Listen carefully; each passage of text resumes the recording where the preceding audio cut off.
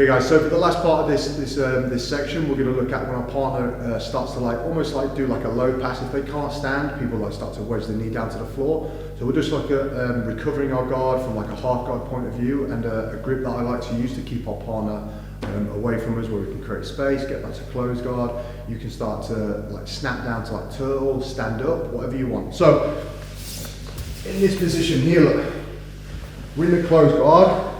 If my partner can't stand, obviously they can start to push the leg down and then start to step this leg over here. So what I like to do is, just posture up a little bit. What I like to do is, I always try and get my right leg hooking my partner's leg as well.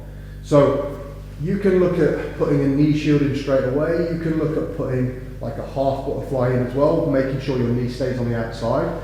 But grips wise, one thing that I like to use a lot, especially because I've got long arms, if you use like a cross collar grip here, your elbow bends naturally that way. So if Jack starts to put his weight down right here, look, you can see how close they get, and then they can start to pass and get really close to you. They can start to beat you to the cross face. So instead of being here, there's one grip that's helped me a lot. Instead of being here, look, I'm going to turn my forefingers in the same side collar here and fully lock my arm out here.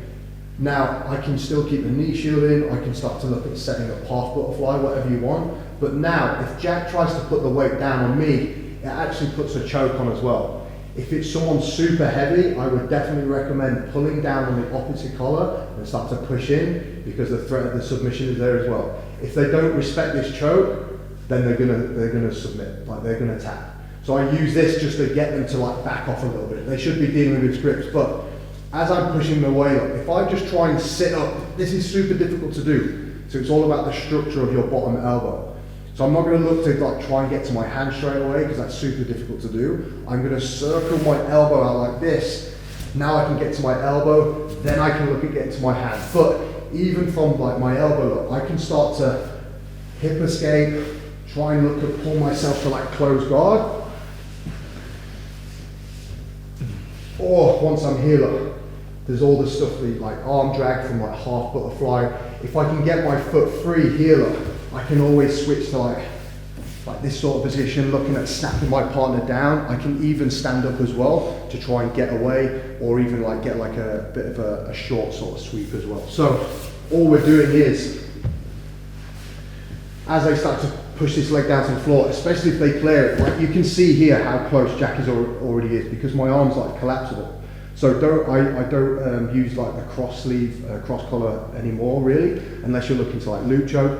Even from this point of view here, even getting my forefingers in, look, and starting to straighten my arm out of the way, sorry, I can start to get my partner away from me. If they're really big and really heavy, I can start to pull down on the collar and start to get the finish here as well. Or get to my elbow, start to get away, I can go close guard, I can start to stand up, whatever you want. Just make sure you throw some sort of knee shield in, obviously making sure your knees don't start to collapse together. So either knee shield in high on the shoulder, or if I've got a half butterfly grip here as well, this is pretty good, because now it's super difficult for them to get close to me. If they do get close, I can threat the submission, or just start to get my guard back as well.